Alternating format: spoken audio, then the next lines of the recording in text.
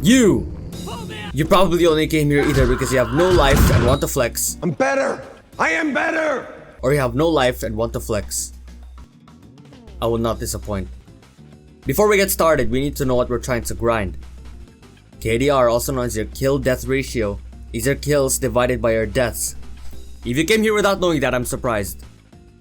Kills are counted if you were the one to deal the final blow to the opponent. It is also to be noted that stakes do not count their kills as your kills. The median KDR of Guts and Blackpowder, I'd say, sits around the 35 KDR range, more or less. Meaning, if you have less than this, I'd say you're below average, while if you had more, you're above average. I'm splitting the tips into two sections, the ones that can be used on all maps and the actual best method. The normal method, the one I use, is simply maximizing the amount of kills I get while minimizing the amount of deaths I get in public servers. I'll give you the tips to do so. Tip 1. Pay attention to visual and audio cues. It may seem obvious, but always being on guard is the best thing you can do. Visual hints include the following: the shine of a bomber, the red eyes and idle twitching of a runner,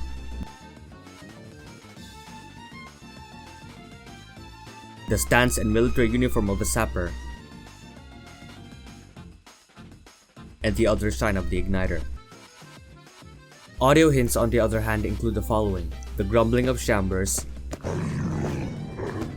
the footsteps and growling of the runner,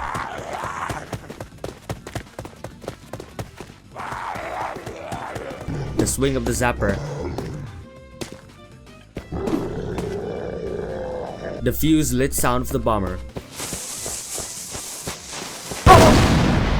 lantern or burning sound of the igniter. If you get exposed to these cues often, you'll respond quicker and get better at reducing the amount of deaths you'll get in game.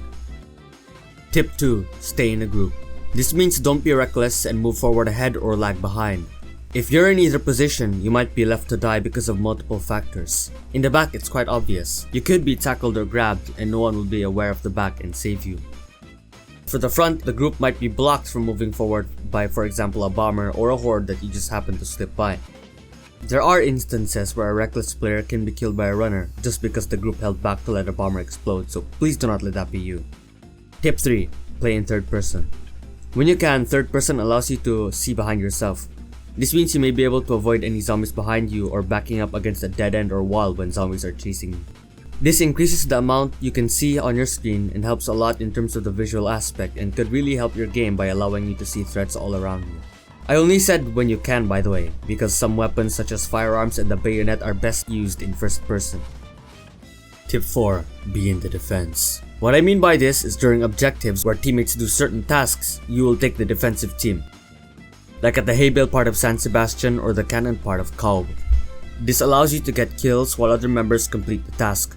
Remember to keep the first 3 tips in mind while doing this as to not cause yourself a death while defending. If it is not obvious yet, do not defend alone as tip 2 suggested. You might get grabbed and instead pull back until a teammate comes to help defend. Related to being in defense but not having to be careful of dying is manning the cannon on Paris. This can net you up to 200 kills without any fear of death unless the front collapses. One more thing to note is that sometimes if you're the last one to die, your death is not recorded and you don't receive it in your stats. So if it's a lost cause, better to fight to the end as the last man instead of die earlier.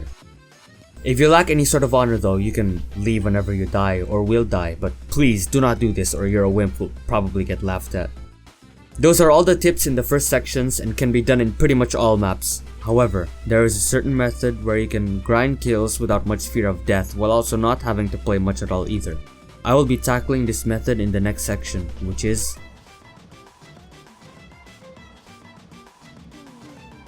the reason I separated this from the first section is because it can only be done on endless servers, and this is the camping method. Essentially, you take the blunderbuss or knockgun, go to the back of your team's defenses, and just keep firing at the oncoming horde. This method can literally net you thousands of kills without having to worry of nearing the horde or dealing with deaths as long as your teammates can hold. The best maps to do this strategy is on Tyrol and Ugomo. Ugomo is the best because it's largely the safest map with lots of space and a good ability to cluster the zombies. Tyrol, on the other hand, packs the undead like a crowded sardine can on the road and is a heaven for the blunderbuss.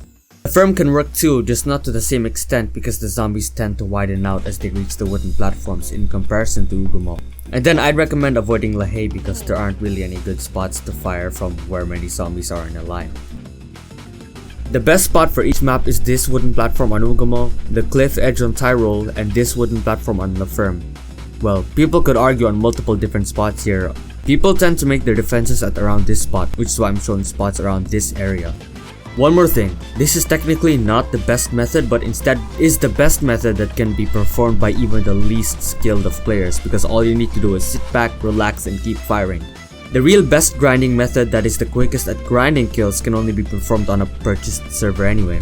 I do not know how this method is performed, but I'm only aware of its existence because of someone talking about it on the official Guts and Blackpowder Discord server and him saying that only him and Quackchi know about it, so that's about it.